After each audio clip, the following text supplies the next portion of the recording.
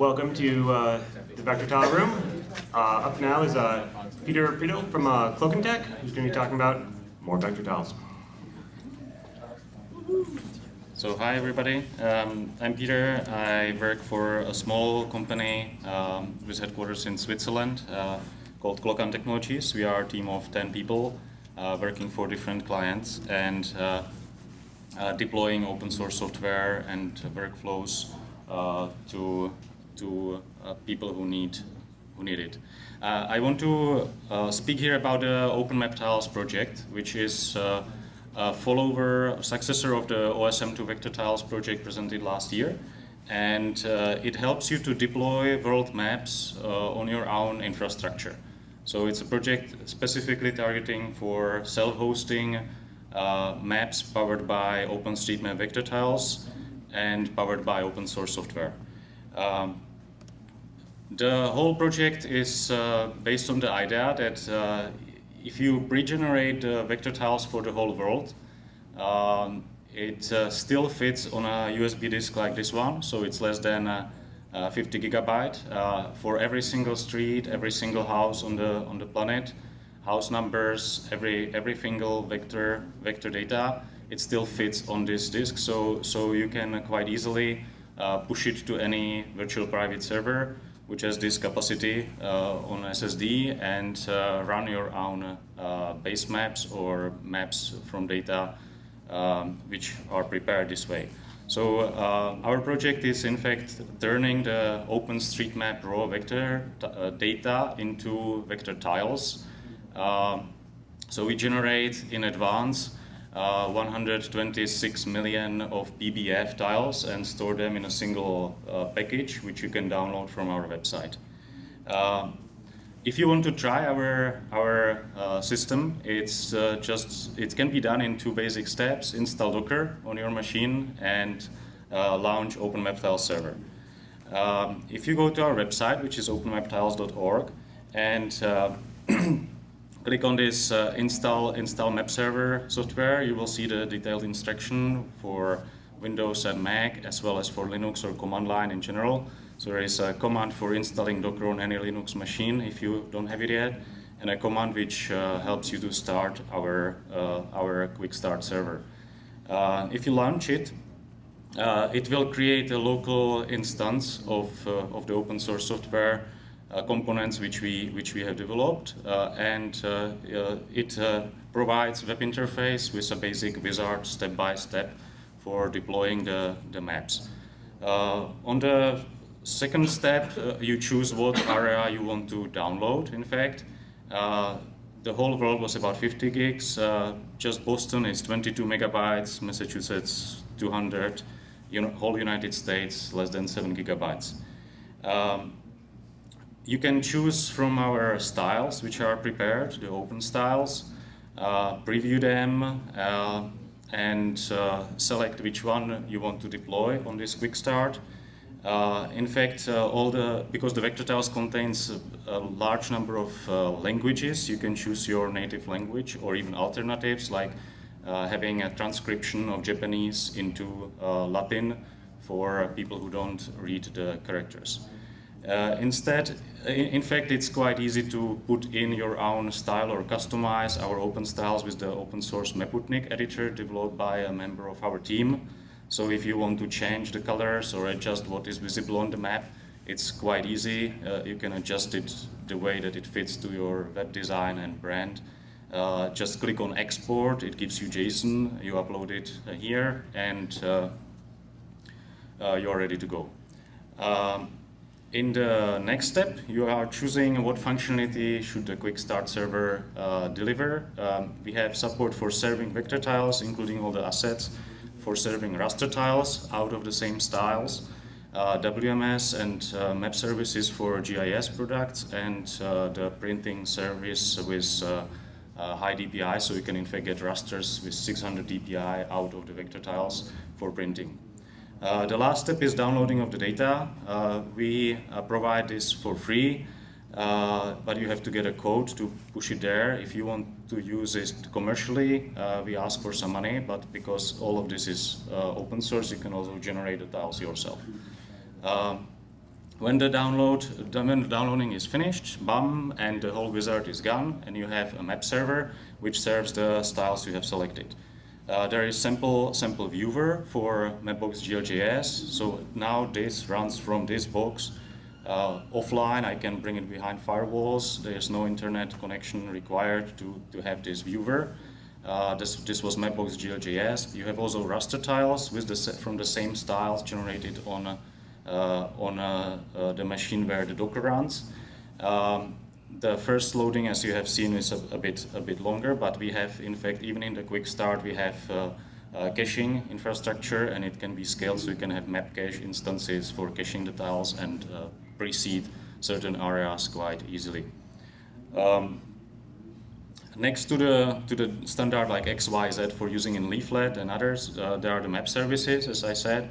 So in fact, it's quite easy to bring it with the standard tools into any ArcGIS, QGIS, or any client which is reading WMS or WMTS, and it just runs offline. So if you need offline map on your computer when you go somewhere away, all what you need is basically this data and software, and you're ready to go. So that's the front page of the quick start, and it gives you the overview what can be done with the whole project. But in fact, everything what you have seen is powered by open source components. So you can use it independently of this quick start, independently of us, and we hope that people will use it for their business and that they contribute back, and together we can improve the open source components to make them better. The main part of the open source project are, I mean, everything is on GitHub. But the most important thing is the open vector tile schema, the definition of what we put into vector tiles on which zoom level must be defined before we generate the tiles. And this is something what is developed collaboratively in our project. So on GitHub, people can propose changes, they can make forks, generate their own tiles, and work with us. It's basically the list of the layers and what is visible on which zoom level. That's what the schema defines. This is a preview of the raw data, so here you see everything what is in the vector tiles on which zoom level. In fact, we generate tiles down to zoom level 14, but from zoom level 14 you can display all the vectors down to zoom level 18, 19 or 20, so you don't need to generate too many tiles because the zoom level 14 gives you all the information you need. Everything is documented on the GitHub under the section schema, and in fact we are using Impossum 3 to go from OpenStreetMap raw data into PostGIS, into tables, and then from PostGIS into vector tiles. Each layer has a single folder in a GitHub, so if you want to hack with a single layer, like change house numbers in this case, you find all the definition in a single folder. In the end, the main thing is the select for bounding box of a single tile. That's the core of like how do you get the data into tile. And the other most important file in this directory is the Impossum 3 mapping, which defines what keys, what tags from OpenStreetMap goes into PostGIS. So this is like a basic start. I believe it's a simple structure, and it's easy for people to jump on it, because if you want to patch a single layer, you know where to start, and you study just 5 files. You can change it and follow the tutorials and generate your own changed vector tiles. The other most important, or the other important part of the project are OpenMapTiles. So going from the raw view into beautiful maps. Like this basic or ported OSM Bright from development seed and Mapbox, which is openly licensed. We have ported also to our vector tile schema the styles from Car2DB. This is positron and dark matter. Those are also CC BY, so all the maps which you see are reusable completely for your business without any additional permissions or licensing restrictions. We ask for attribution but it can be waived if you request it from us. We have also style for 3D buildings and sample style with contour lines and global hill shading. So if you are designing maps with these data, you have starters too. The map styles are available on /styles, so on the menu top is in the styles. In fact, all the styles are again on GitHub, so they are versioned. You can fork them, and you can make a pull request, improve them cooperatively. So if you are proposing changes on the vector tiles, you should also propose change in one of the styles so that your data, which you have added into vector tiles, are visible in some of the maps which we have. It's all in the GL JSON style specification, open specification released by Mapbox. This gives us a power to reuse different tools now, because there is a lot of compatible viewers and tools for these styles nowadays. And it's a great way how to start really great engineering from Mapbox, and which we stay really on in this project. Of course, big part of the open source is the software itself. We have quite a detailed documentation section, and you'll find readmes in the GitHub. So if you study the codes, you can jump in quite fast, I hope. There are tutorials in the documentation section for how the Mapbox GL styles runs, what are sprites, what are fonts, how you can generate them, how you can host them, how to display the tiles in Leaflet, Mapbox GL.js, in Tangram Viewer, how to host the tiles yourself, including turning vector tiles into raster tiles, how to generate your own vector tiles from shapefiles, or GeoJSON from data which is yours and private and you don't want to share, to how to generate the tiles from PostGIS tables which you have. So all the whole stack is reusable. It's not only about OpenStreetMap. It's also about your data if you customize it and use it. Of course, there is it's usable also in mobile apps, and you can quite easily generate raster tiles which are compatible with this stack. If you are keen on getting this rasterizing component, we have presented last year in FOSS4G 2016 the TileServer GL project, which is Node.js based tile server built on top of Mapbox GL native component, which is able to rasterize the vector tiles and vector styles into rasters, into raster tiles. And this is an open source project which you can put on your server to have an alternative to Mapnik or GeoServer or another typically used rasterizers for the GL styles. The project is not anymore about reusing Mapbox open source tools, because there is a lot of other implementations. So this is an amazing work which was done by the OpenLayers guys and released just last week. What you see is not WebGL. This is native JavaScript implementation of displaying our style and our vector tiles inside of OpenLayers. So you don't need Mapbox GL.js anymore to have this fancy zoomable, rotatable vector tile maps. You can also use OpenLayers. Another example is another great engineering, Malone maps. So a visualization in a globe, where here you see our vector tiles displayed on top of globe and on top of our satellite imagery. So in fact, everything what you have seen can be run behind a firewall on a closed network and with your own data edit under your control. The vector tiles are not only about Mercator.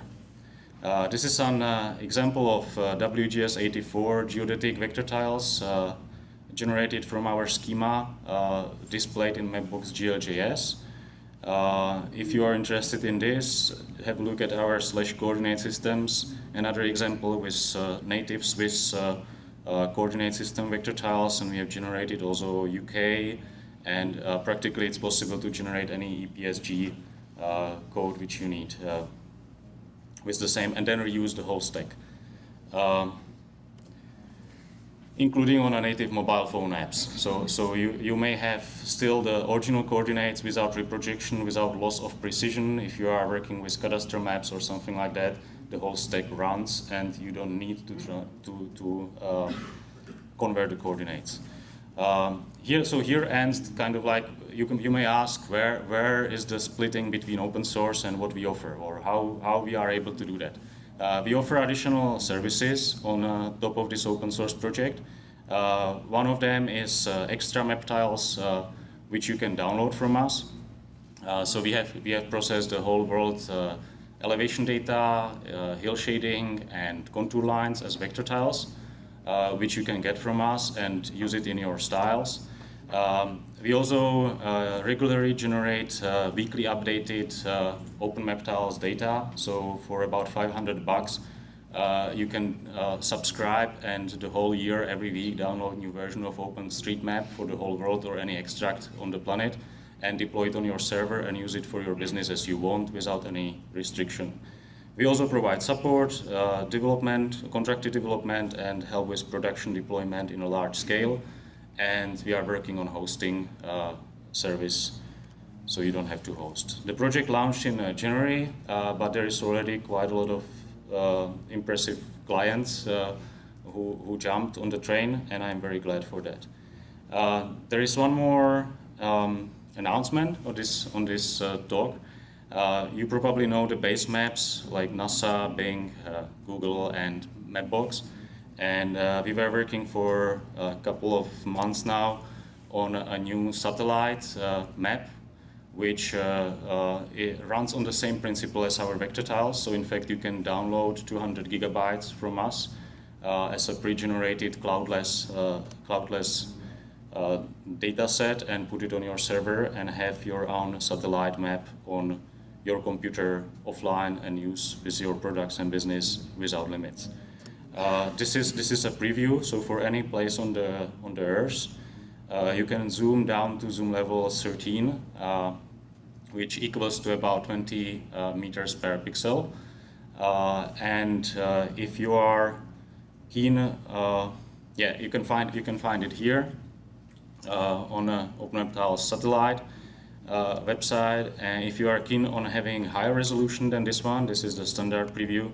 You can go down to this resolution, check the recording of the presentation I had on Wednesday on GL on cluster for how to turn additional raster data into a compatible form. So you find more information there, or contact us. So this is our team, and we would be glad to work with you. If you need our help, just drop us an email or let us know. And that's the main address. And follow us on Twitter, please. Thank you.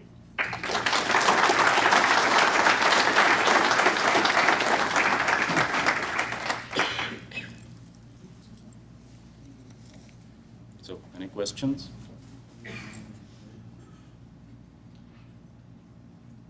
Yep. The map types you generate, how current are they? Are you doing this weekly or monthly? Weekly updates are available from our server, and there is an updating script, so you don't have to regenerate the whole planet every time. You can generate just the changed tiles, and we can also provide you just with the diff tiles if you don't want to generate at all. Yeah. Yep. When do you anticipate the satellite data set being externally accessible? We are finalizing the rendering. There were some problems in South America, so you can preview that online already. I believe in a couple of weeks it should be ready for download. I mean, you can get a preview if you need it already now. Drop us an email. We may speak, but yeah, in a couple of weeks it should be public. Yep.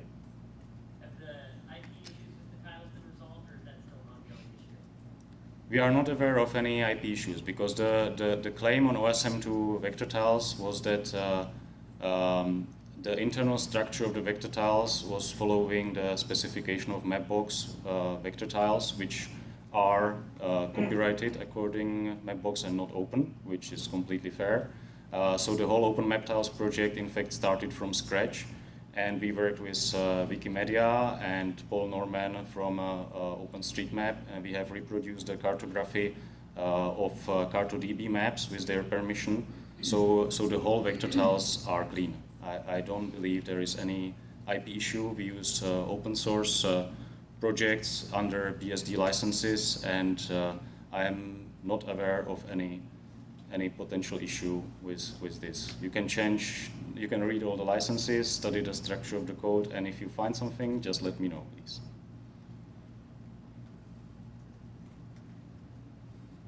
Just very briefly, what is your business model? I explained it in the second part. So we provide services as any other open source company.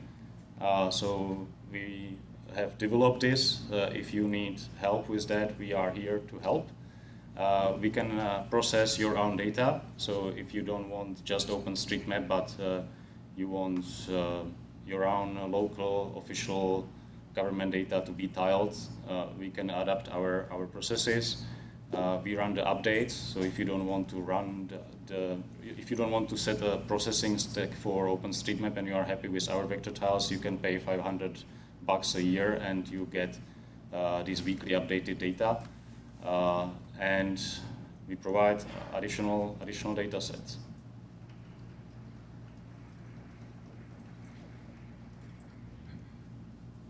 Okay. You said you provide the cater and WGS84 tiles. Are there any other projections you support? Or We can generate any projection you want. So the stack is customizable. We can adjust the grids and the way how vector tiles are generated, and therefore the vector tiles can be done in any projection. Naturally, it's a viewer support which then lacks normally because there are not that many viewers able to read vector tiles in different SRS. OpenLayers is fully supported I mean it's designed to be capable of displaying vector tiles in different coordinate systems. With Mapbox stack, you have to do some hacks, but it's doable too.